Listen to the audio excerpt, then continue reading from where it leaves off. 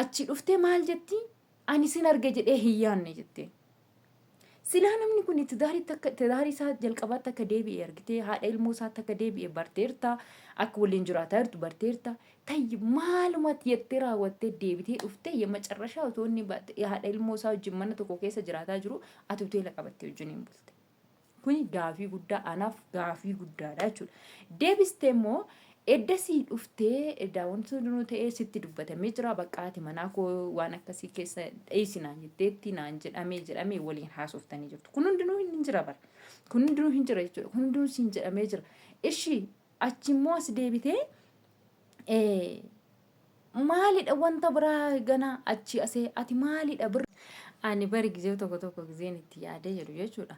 Maatiin humti ofii jechuudha. Akkamittiin qophaa ofii gaafa dhaqanii sila garuu maali ofii guddatanii biyya ormaatiyyuu deemanii hojjechuudhaaf deemu miti. Dhuguma amma biyya keessaa baastee fiddee raawwattee durbummaa kanaasitti dhuguma irraa badee nama beeku durbummaan irraa fudhadhe kanaafuu dhiisuu hin danda'u. Anatu iyyuu Weeni salphinuma guddaadha mee dhugaa rabbi. Keessattuu jechuudha garaan immoo gara antini kun jechuudha gara jimmaa kuni abbaa mana nama fudhachuu jaallatu maaliif akka ta'e hin beeku jechuudha. Maaliif akka ta'e hin beeku namni qoyi isin jechuudha. Dhuguma mee dhugaa rabbi dhugaadhuma dubbadhaa mee koomentii jaallatu. Nama dhuguma hin barbaadu. Garuu baay'inaan kanan argumaa inni warreen dubartoonni kan abbaa mana nama fudhatanii warra jimmaati jechuudha dhugaa waaqa. Ijoollee jimmaati jechuudha kan abbaa mana nama fudhatan baay'inaan. Qoisin keessachuu jechuudha dubarri warri eerumtanii hin beekne maal namuma biyya keessaniitti namuma gaashaa wayii ilaallatanii raawwatanii nama biyya keessaniitti eerumtanii namatti daarii qabutti gaafa eerumtan sayyuu dhuguma nama nuyi kana garuu haa ta'u malee immoo jechuudha kun hundinuu ta'ee jechuudha jarii mari oduma namni mana jiru bar dhuftee raawwatte. Asiisaan duraan gaasilaa wajjin turanii dhuguma yoo isa durbummaa jedhan sanas kan qabdoo ta'e duraan gaasilaa ani asiin jiru gizeen ani asiin jirre sanadha isaan kan walirraa waan ta'e guggodhanii walirraas fudhatanii wal godhanii achi booddee amma deemte kaashin Saawudii deemte baay'attiin kiyya kun Saawudii deemte tsiggee silaa hin jirtu hin dhuftu jechuudha. Ani sijjammar biyaanis bari isaan otoon akkasitti dhagee dhugaa waan jireenyichatti deebi'u miti toon jalqabumarraa dhagee jalqabni jireenyichaas otoo dubbatame waan dubbatamee dhumu miti malee otoo dubbatame hin ulfaata jechuudha wantichisaa. So akkuma nama qulqulluu jechuudha akkuma nama nagaadhumaan taa'ee nama eegatee jiru akkuma nama waanuma tokko osoo hin balleessin bakka nagumaan bakka daa'ima qabadhee maaloo jira mitiiree waa meeqatu jira waa meeqa jedhama hin beektu warri tiraarii keessa jirtan warri keessattuu warri daa'ima qabdan jechuudha. Innaa jedhamee kun hundinuu wanta darbee hundinuu darbee ishii darbee jira erga darbeen booda ammoo jireenyicha kana boodatti jiraatamutu caalaa daa'ima kanallee maal goona daa'imti keenya si gaafa gargar facaate abbaa keenya jettee nu gaafatti haadha teenya jettee nama gaafatti.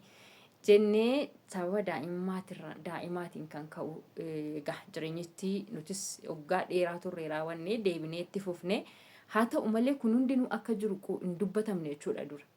Kun hundinuu akka ta'ee jiru kun hundinuu akka uumameetii jiru hin dubbatamne jechuudha. Ani amma tokkittii kanadha kanan dhagaye malee yoona baay'een jiraachuu danda'a bari hin beekwani. Yoona kan kana caalu jiraachuu danda'a yoona kan daa'imti irraa godhamte jiraachuu dandeessi hin beekwani jechuudha. Kan kana argani kan kun hanga kana ga'ee raawwatee dhaga'ame kan kana caalu jiraachuu danda'a jechuudha hin beekamu.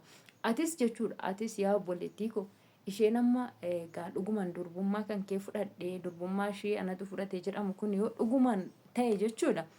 Ani jireenya kan kootiif omaa miti maaliif inni hin jiraadha jechuudha waan hundumaayyuu keessa darbee hin jira ilmoos godhadheetiin hin jira.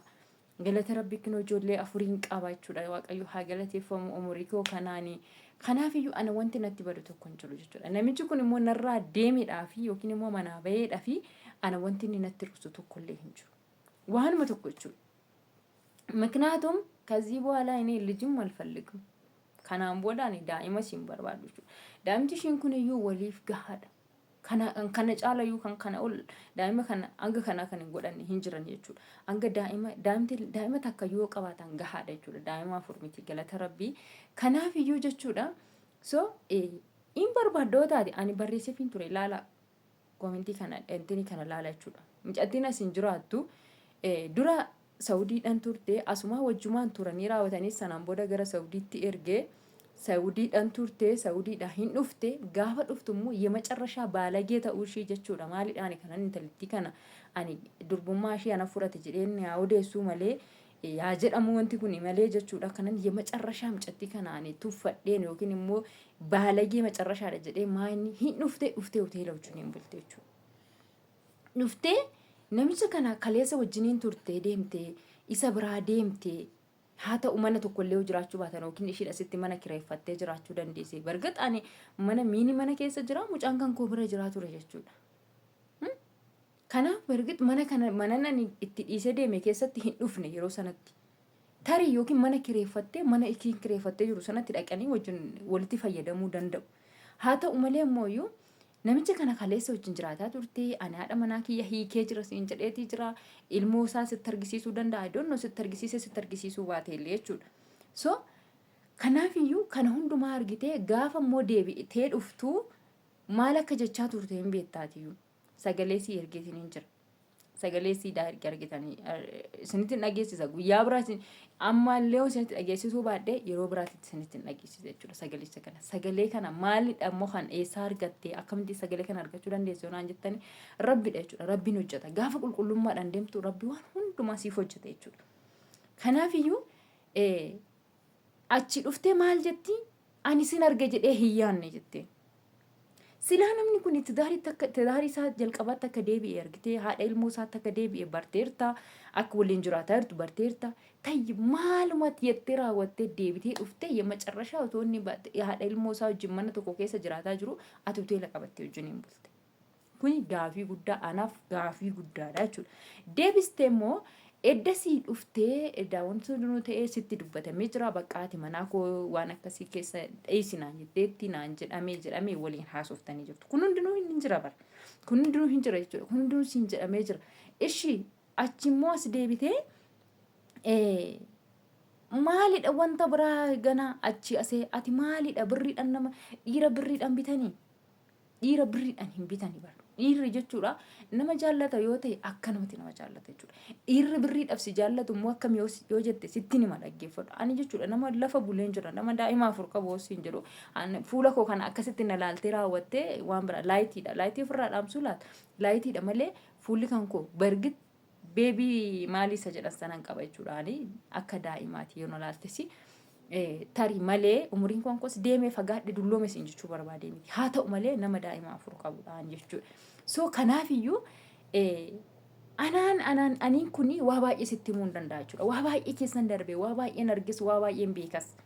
Si galee iccitii baay'ee keessa darbeen jiras. Istiree baay'ee keessa darbeen jiras jechuudha. Nan beeka waan hunduma si wanti nan hin beekne hin jiru. Anamma maa kana keessa galte maa kana taate siin jechuu barbaade miti. Si dubbiseen jira akka nama tokkootiyyuu. Maal si wayyaa siin jedheetanii jira jechuudha. Deebita kanaaf deebisuu qabdaa turte. Achumaan dhaggeeffattee afaan kee qabattee jechuudha. Akkasitti afaan qabattee callistee bara. Afaan qabattee maaltu afaan si qabachiise seetee akkamitti iccitiin kun ishee bira dhaqee akkamittiin bartee akkamittiin arguu dandeesse. Suurri hirma isinii kaa'e kun yoomi gaafa Janawaarii gaafa guyyaa tokkooti jechuudha. Yoomi kun kan isiin gara biyya innaa deebitee deemtuti. Ammayyuu jechuudha. Ammayyuu isiin ganaa deemtee hojjettee dhuftee wajjin jiraachuudha jechuudha kan ishiin barbaadu. Ani hoo mana lammataa ta'ee si jira. Anammoo situ mana lammataa ta'ee jiraata. Ani immoo suma wanna fedheyyuu ta'ee jechuudha. Mana lammataa ta'ee jiraachuu mitiiti. Isuma dhugaa dubbachuudhaa fi tokkoo keenyatu waliif gallakkisa malee yookiin silaa amma barree miti lolachuma itti fayyadamaa jirra jechuudha gammaatitti. Nan kulfa gaashii maaliin godha ni naari ni gubadhe ni boo'e ni maraadhe jechuudha waan of godhuun dhabe akkamitti yaa rabbi carraa kiyya akkamitti akkana na gootee maalidha jedhee waan meeqa jedheen jira boo'ees maraadhees waan of godhu dhabees mukatti sobbuuse jirmatti sobbuute garuu amma deebisee maanni na kufalchiise jechuudha maaltu na kufalchiisa osoo hin beekin jechuudha isiin osoo beektu an osoo hin beekin meeshaa tokkotti fayyadamaa kan ture.